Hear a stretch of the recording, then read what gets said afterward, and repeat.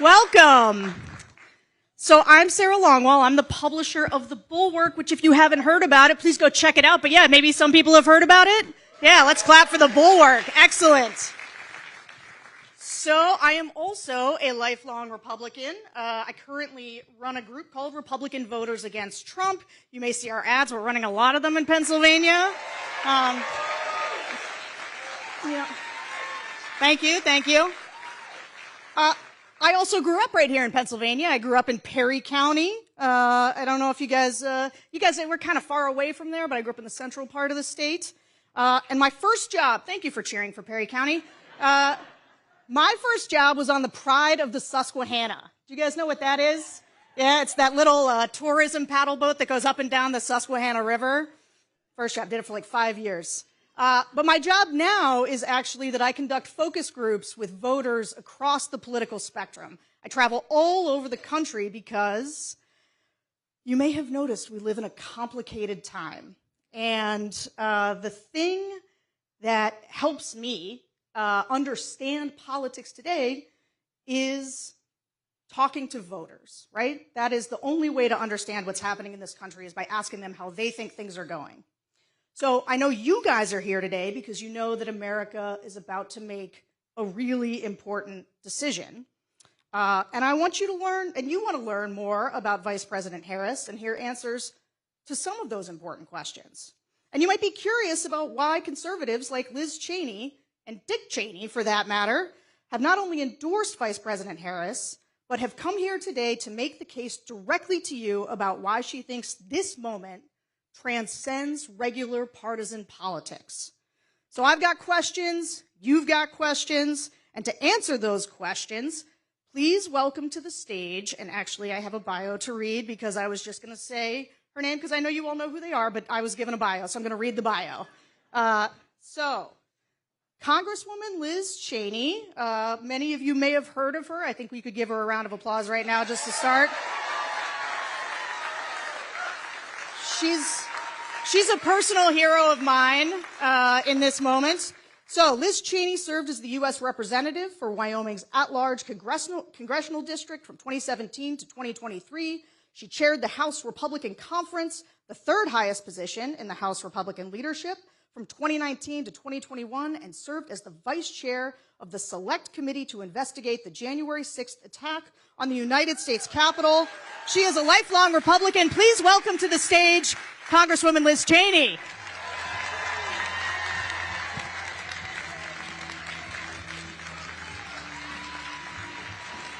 Yeah.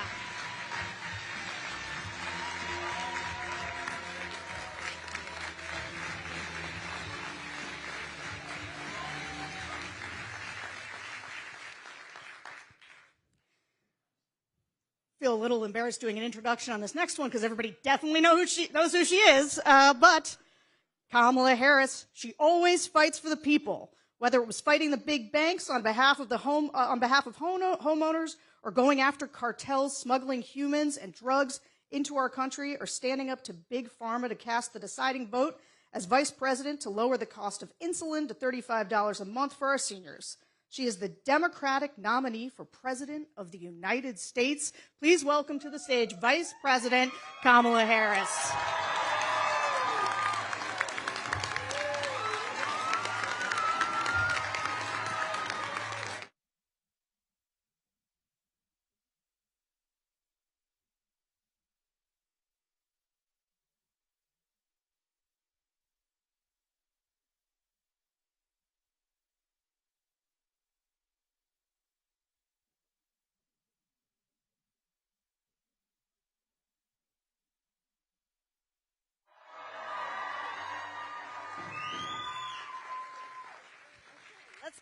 Let's get to it. Let's do it. Good morning, everyone. Oh, happy belated birthday. Oh, yeah. Oh, thank you. I appreciate that. Thank you. Audience members showing me up. That's tough. Okay, so I've got to start with the thing that brings us here today because I've got to say it is unusual for somebody who is as high up in the Republican leadership as Liz Cheney was to be out here campaigning with the Democratic nominee for president. And so maybe both of you tell us, but you start. You've actually marshaled unprecedented support from Republicans in this election. Why do you think that is? Thank you, Sarah. Thank you for being here and for your work. And the Congresswoman, thank you. I have said before, and it must be repeated each time, there are moments in the history of our country which challenge us, each of us, to really decide, do we stand for those things that we talk about, including a particular country over party. And you have been extraordinarily courageous in the way that you have done that, and I thank you for that.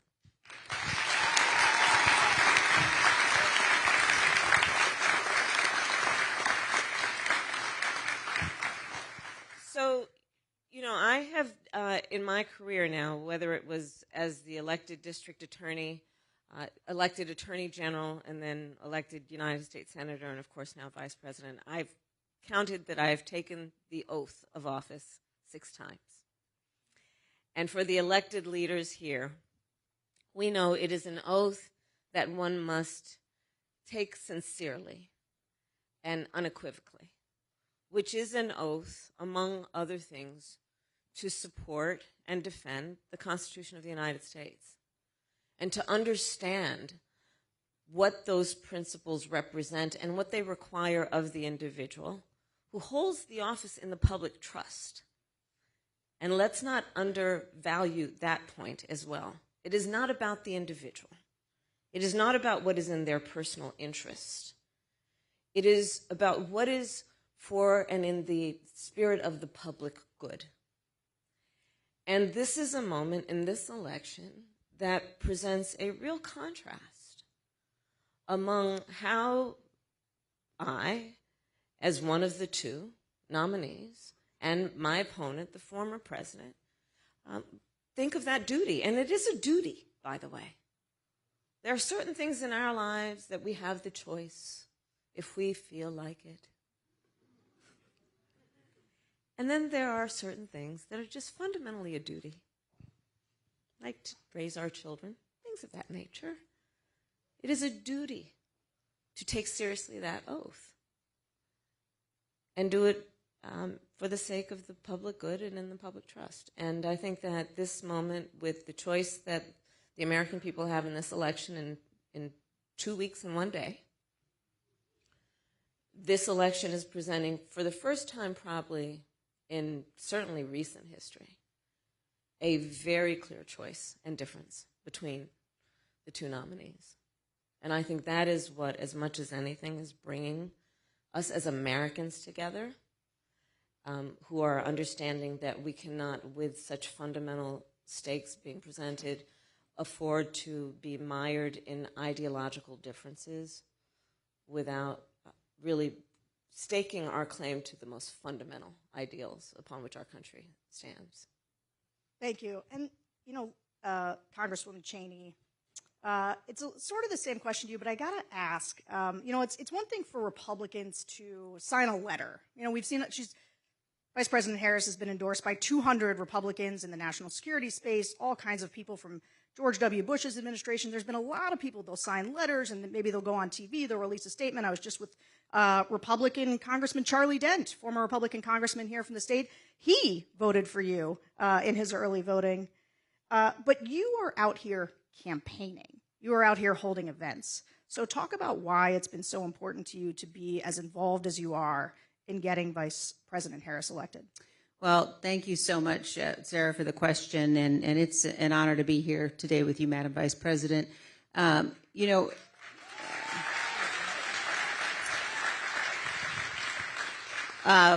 for me, every single thing in my experience and in my background has played a part in my decision to endorse Vice President Harris.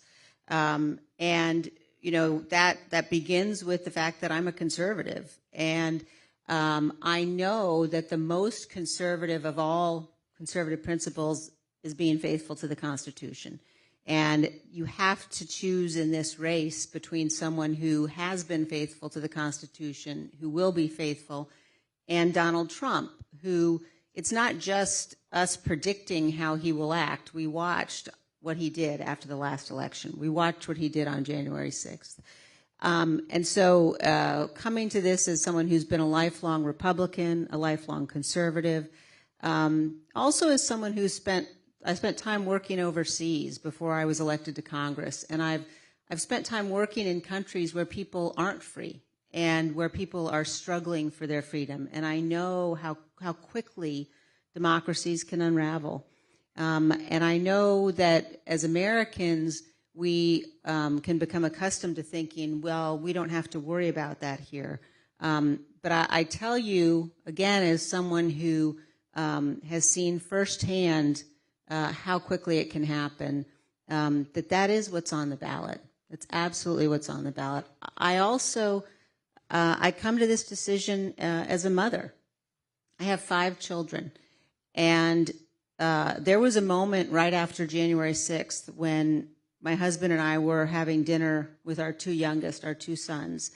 And I looked across the table at my young sons, and I thought to myself, in the aftermath of the attack on the Capitol, are they going to grow up in a country where we don't have to worry about the peaceful transfer of power? Are they going to grow up in a country where that is guaranteed? And I believe that every one of us in this election has a duty and an obligation to do what we know is right for the country, and that's to support Vice President Harris. So I'm very honored to be here and to do that.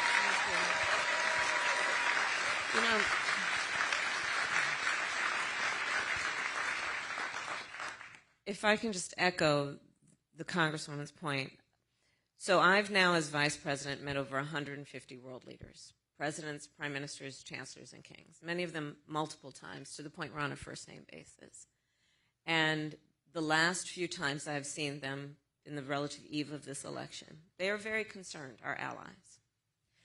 Because, as you know, when we walk in those rooms around the world representing the United States of America, we have traditionally been able to walk in those rooms, chin up, shoulders back, with the self-appointed and earned authority to talk about the importance of democracies and rule of law. But as all the role models here know, as a role model, people watch what you do to see if it lines up with what you say. People around the world are watching this. And I tell you, sometimes I do fret a bit about whether we as Americans truly understand how important we are to the world. I hope everyone does really understand that we represent something, imperfect though we certainly are, flawed though we may be. We represent, in terms of our ideals, the basis of our Constitution, we represent a gold standard. And when we have someone who has been president, who wants to be president again, who is saying he would be dictator on day one, would weaponize our Department of Justice, one of the principles of our democracy is that we say we have a justice system that is blind, that is not punitive against one's enemies. They are watching. So this is about direct impact on the American people, and it most certainly will impact people around the world. I'm so glad you brought that up. And I as a follow-up, I would just ask Congresswoman Cheney, too, we live in a dangerous time. I mean, I think Americans are watching what's happening overseas, in Ukraine, in Israel. Republicans, we used to be the party that would be on the side of our Democratic allies like Ukraine. Talk to me a little bit, and all of us, about why, from a foreign policy standpoint, you find yourself able to endorse Democrats who didn't used to be that way. Well, it's not just able to endorse them, but if you look at the numbers of the most senior officials who served Donald Trump, his own vice president, national security advisors, as chief of staff, the leading generals who served him, who've all said he's unfit. And people really need to stop and think about how completely unprecedented that is. And the idea, when people sort of say, well, we might, be tempted for some reason or another to vote for Donald Trump, if the issue is foreign policy, I would just ask everyone, think about how dangerous and damaging it is to have someone who's totally erratic, completely unstable, someone who has aligned himself with, who idolizes tyrants. He idolizes tyrants. You know, the choice here with respect to national security policy is a man who has proven, he's absolutely proven that he will not stand up, he won't defend this nation with respect to our own Constitution and rule of law. And Vice President Harris, who has been clear in terms of support for Ukraine, in terms of recognizing and understanding across the board that America cannot maintain our own freedom and security if we walk away from our allies around the world. And our adversaries know that they can play Donald Trump. They absolutely know that they can play him. And we simply can't afford to take that risk. So as someone who's spent a career on national security issues, again, this was not at all a difficult choice for me. The choice here is absolutely clear in terms of the necessity of supporting Vice President Harris. And if I may emphasize, part of the backbone of our national security is our military. And let's please not overlook how someone who wants to be commander-in-chief and has talked about our servicemen and women, has talked about an American hero like John McCain, who was a prisoner of war, and said he didn't respect him, didn't like him because he got caught, has talked about our service members as though they are less than the most courageous of us, those who put on the uniform, who represent the United States of America, who are willing to die for the sake of everything we stand for. And he calls them suckers and losers. These things cannot be overlooked. And I have said many times publicly, and I'll say it again, in many, many ways, Donald Trump is an unserious man. But the consequences of him being president of the United States are brutally serious. There are things that he says that will be the subject of skits and laughter and jokes. But words have meaning coming from someone who aspires to stand behind the seal of the President of the United States. These are the things that are at stake. Couldn't agree more. So I do want to ask you another question, though, before we go to the audience. You talk a lot about a new way forward. Mm-hmm. You talk about turning the page. What's on the next page? Talk to us about... you want a preview? Yeah, give me a spoiler alert, Just right. Tell us what's the rest of the chapter. Well, first of all, I will say that it is a metaphor that is meant to also describe my intention to embark on a new generation of leadership. And needless to say, mine will not be a continuation of the Biden administration. I bring to it my own ideas, my own experiences. But it is also about moving past what, frankly, I think has been the last decade of the American discourse being influenced by Donald Trump in a way that has had the effect of suggesting we as Americans should point the finger at one another, in a way that has been using the power of the presidency to demean and to divide us. I think people are exhausted with that, rightly. And it frankly does not lead to the strength of our nation, to tell the American people that we must be suspicious of one another, distrust one another.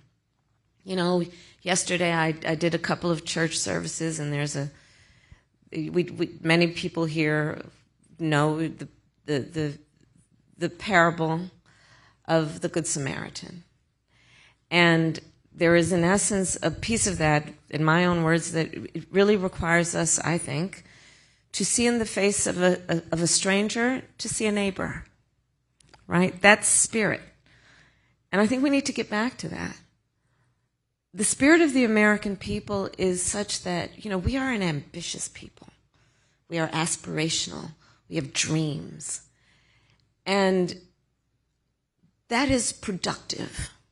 It is not productive of us to be a nation of people who are pointing fingers at one another, who don't understand that the vast majority of us have so much more in common than what separates us. So that's what I mean about turning the page. And then a new generation of leadership about being ambitious, about all we have yet to do. Part of my economic policy, I refer to it as an opportunity economy, is about investing in American industries while leaving none of our traditional wonderful industries behind, repurposing and retooling the factories that have led to America's success in industry, while at the same time redefining how we are thinking about which worker has the experience and skill to do the job and is qualified, and understanding we shouldn't be falling into a trap that suggests only those with a college degree have the skill or the experience to do the job. So let's look at how we redefine and perhaps even reorder. And in fact, I'm going to start with federal jobs, and then I'm going to challenge the private sector to do the same. Let's look at which of those jobs would benefit from a skilled, experienced worker who perhaps went through an apprenticeship program, not a 4-year college, but still had a 4-year degree in essence. So these are the kinds of things that are about seeing the opportunity of this moment and investing in it. I'll tell you, and I know this is a controversial topic for many of us, I love Gen Z. Because we have Gen Zs in our lives. We have kids who are Gen Zs. It can be complicated, I know. I love Gen Z. These young leaders are they're clear-eyed. You know, they've only known the climate crisis. They've only known active shooter drills. I mean, we had fire drills, not our kids, right? But they also, they're so wonderfully impatient. Right? No, really, that's good. That's good. They're ready to get in there. Let's invest in them. So, for example, one piece of my opportunity economy is we've got to deal with the reality of where we are right now. The American dream for previous generations was something that people could kind of count on, not so much anymore in terms of home ownership. We have a housing shortage in America. We have a supply shortage. So part of my plan is, hey, let's be clear-eyed about this moment. Let's invest in the future. And as a devout public servant, I also know the limitations of government. I want to work with the private sector. I have in my career the skills, the breadth, the depth of value in those active partnerships benefit us all. So part of my plan for housing is to actively partner with building developers, with home builders, to create tax credits, to increase the supply of housing in America. My estimate is I think we can actually do it by 3 million by the end of my first term. Part of my approach that is about a new generation potentially of leadership, and certainly a different approach, most of my career was not spent in Washington, D.C. I say that with pride. In that, most of my career was spent as a prosecutor, but making decisions that had a direct impact on people's lives. I learned at a very young age as a prosecutor that the things that I would do, the swipe of my pen could result in someone having their liberty or not. When I was Attorney General of California, which is, by estimates, the 5th largest economy in the world, I was acutely aware the words I spoke could move markets. I like getting things done. And part of my approach, which is, I think, about a new generation of leadership, is let's cut through the red tape. Let's cut through the bureaucracy while still knowing the virtues of the work that we can do in the public sector, be it public education, public health, public safety. This is a perfect segue into our first audience question, which is going to come from Alexandra Miller from Delaware County, main section right there. Hi, Alexandra. Hello. Hello, Madam Vice President and Representative Cheney. Hi there. Thank you for taking my question today. My name is Alex. I have a 7-year-old son and a wonderful 72-year-old mother who is suffering from dementia and requires full-time care. Yeah. My son is in 2nd grade. My mother is in a nursing home, and I work full-time. The costs of childcare and of elder care are staggering, but simultaneously, the professionals that help care for both our children and our elders are generally underpaid, which makes it difficult for them to support their own families and do the jobs that they need to do. How do you propose to help bridge this gap, making both child and elder care more affordable for hardworking families, and also retaining and attracting quality talent for these essential jobs? So first of all, you're dealing with a lot. You're dealing with a lot. And I just wish you strength and support. You are a part of what we call the sandwich generation, which are those parents and children who are right in the middle. They are taking care of their young children and taking care of their parents as they age. And it's a lot. And so I actually plan to address this in a substantial way because I actually bring a personal experience to it as well. I took care of my mother when she was sick. And that work is the work of trying to cook something that they feel like eating, right? Trying to figure out which clothes will not irritate their skin and help them put on a sweater. It's about trying to figure out how you can say something that brings a smile to their face or makes them laugh. It's about dignity. Meanwhile, you have a second grader. You try and teach that kid how to read. Spending time with them, reminding them they are special and can be anything. And in the middle of all of that, if you are working, or just to have a minute to breathe, it's a lot. It's a lot.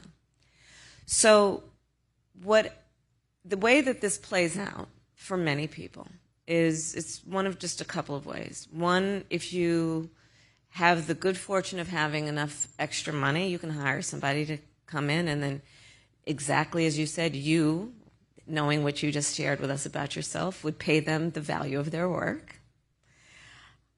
Or someone in this position would have to basically spend down all their savings so they could qualify for Medicaid, which means they pretty much have to give it everything. Or they have to quit their job, which means one less income in their household. And this issue for me is a matter of dignity. Yours, your parents, and the well-being of your child. And you being able to do what you naturally want to do, and the thing that we should value in our society, which is someone like you who is taking on the duty and the responsibility of all of that. So my plan is that instead of those scenarios I just mapped out, we will restructure it so that Medicare covers the cost of in-home health care for your parent so that they can be at home and you can then have the assistance with someone who can help prepare that meal, help them get dressed, and you can still give that baby of yours all the love that they deserve, and you can have sanity in the process, and everyone can have dignity. And so this is my approach, which is let's just look at this as let's just come at it from common sense, by the way. It's just common sense. And what is a common sense practical approach to doing this? Because when you are able to be productive, we all benefit, by the way. When that child is able to have a parent who is able to help them with their reading and remind that child that they are special, we are all going to benefit from that. So thank you for raising the subject. Thank you. And you take care of yourself. Okay, next we're going to call on Ashley Scott. Speaking of Gen Z, although I guess I shouldn't assume I know what generation she's from, but she is a student from Bucks County. Hi. Hi, Vice President Harris and Congresswoman Cheney. My name is Ashley Scott. I'm from Bucks County, Pennsylvania, and I am Gen Z. I'm 22 years old. Nailed it. So thank you for that compliment. But yeah, my question is about maternal health. Specifically in the United States, maternal mortality is devastating. The rates are terrible. And I was wondering if you have a plan to combat the crisis. Thank you, Ashley, and thank you for being here and your voice. It's a big issue. So we have the very, I think, shameful distinction of any wealthy nation having one of, if not the highest rate of maternal mortality. And I've studied this issue. I worked on it when I was in the United States Senate and as vice president. And the fact is that 90% of them are preventable, which tells us we can do something about it, right? And it is an issue. So black women are 3 to 4 times more likely to die in connection with childbirth. Native women are like twice as likely. Rural women, 1.5 times likely. One of the common threads that you will see in those demographic populations is a lack of appropriate prenatal care, and then care during the term of their pregnancy, and then postpartum care. And we know that when that care is available, they are having a healthier and, by the way, happier experience. And the long-term impact to all of us as a society, much less to that family, is immense. And so the work that we've been doing and the work I intend to do going forward is to address that, right? So, for example, in rural America, the way that the system has been structured, the healthcare system has been structured, is a lot of those hospitals and clinics have had to close because of the way we reimburse based on population size. And as people are leaving rural America, then the hospitals and the clinics can't afford the overhead. I'm oversimplifying, but just to make the point. So we need to address that in terms of how we're structuring, how we create incentives and give the resources to those healthcare facilities, be they clinics or hospitals. The other piece that we have to do is really just talk more about the issue around also how in the healthcare system we are treating women. And are we taking women seriously when they talk about their healthcare concerns? So, again, personal experience. My mother had 2 goals in her life: to raise her 2 daughters, my sister and I, and to end breast cancer. My mother was a breast cancer researcher. And she was so passionate about women's health care. And I remember it as a young girl and throughout my life. And we still have a lot of work to do to make sure that when she walks into that clinic, that doctor's office, that hospital, that she's taken seriously. And that's also about what we do in terms of training within the profession. It's also about what we do in terms of public education to get information to women so that they know that they are not just complaining and they should not suppress or subordinate what their concerns might be about themselves because they're taking care of everybody else. So there's a lot of work to do. And, of course, there's a connection between this and what we need to do since the Dobbs decision came down. When we are looking at, I've met with a lot of, in particular, OBGYNs who are concerned that there are kids going through, young people going through their medical school who are now feeling deterred from engaging in reproductive health work. And reproductive health work is vast. It is not only about abortion. It is about a whole array of care. And we want to make sure that we're not creating disincentives for people to go into that very, very important profession. And then we also want to make sure that we are, in the whole issue of reproductive care, not suggesting to women or the people who love them that they should be judged. Because there is that also when you're talking about reproductive care, where women sometimes are made to feel or do feel embarrassed to talk about their needs as it relates to their reproductive health. And then, of course, I feel very strongly the government should not be telling any woman what to do with her body.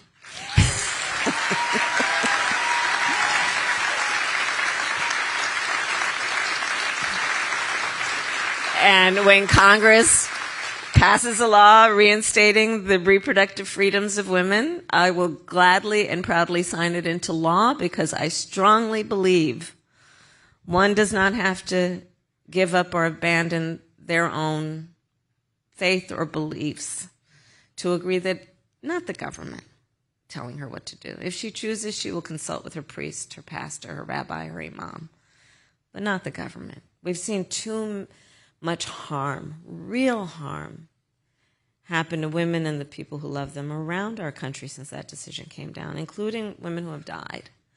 And I don't think that most people who, before the Dobbs decision came down, who had strong opinions about this, I don't think most people intended that the harm that we've seen would have actually happened. Can I add to this, because I think it's such an important point, and I think there are many of us around the country who have been pro-life, but who have watched what's going on in our states since the Dobbs decision, and have watched state legislatures put in place laws that are resulting in women not getting the care they need. And so I think this is not an issue that we're seeing break down across party lines, right, but I think we're seeing people come together to say what has happened to women when women are facing situations where they can't get the care they need, where in places like Texas, for example, the Attorney General is talking about suing to get access to women's medical records. That's not sustainable for us as a country, and it has to change.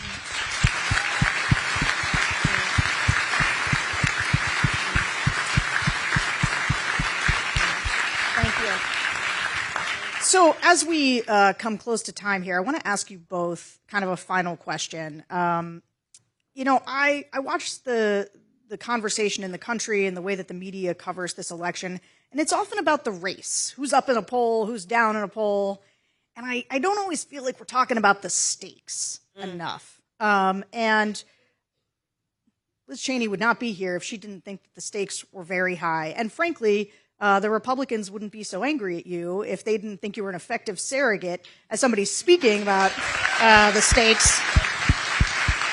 Some Republicans. Some Republicans. Hashtag not all Republicans. I've seen a lot of Republicans. I've seen it, and I know it happens, who thank her constantly. I know it. Yeah. I know it. They're going to vote the right way on November 5th. They might not be public about it, but they'll do what they know is right. I think so. I agree. But just to close, and maybe starting with you, Congresswoman, so you can have the last word, talk to me and all of us about the stakes. Many people in the room here are undecided voters. What's kind of the last pitch that you would make about why this election is so important and why you believe they should vote for the vice president here? Well, I think that in this election, and especially here in Pennsylvania, we have the opportunity to tell the whole world who we are. And we have the chance to say, we're going to reject cruelty. We're going to reject the kind of vile vitriol that we've seen from Donald Trump. We're going to reject the misogyny that we've seen from Donald Trump and J.D. Vance.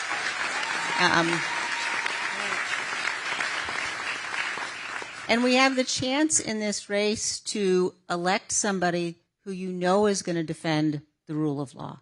You know Vice President Harris is going to defend our Constitution. We have the chance to remind people that we are a good country. We are a good and honorable people. We are a great nation. And in this race, we have the opportunity to vote for and support somebody you can count on. We're not always going to agree, but I know Vice President Harris will always do what she believes is right for this country. She has a sincere heart, and that's why I'm honored to be here and supporting her in this race.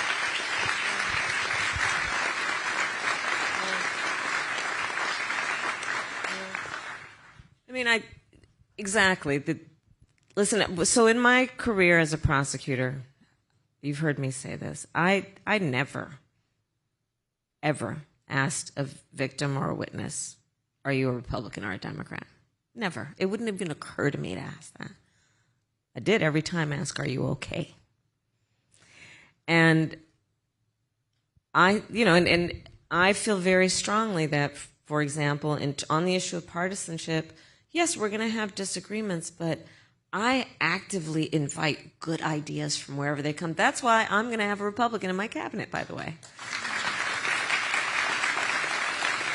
Because I want good ideas. And by the way, I know it is in our best interest as a nation, in the interest of our strength, in our future as a nation. We need a healthy two-party system. We need a healthy two-party system.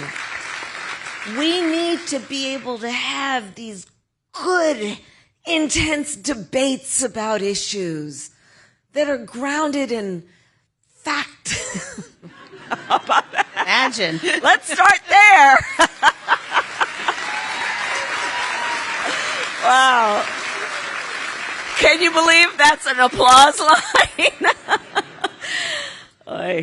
But, you know,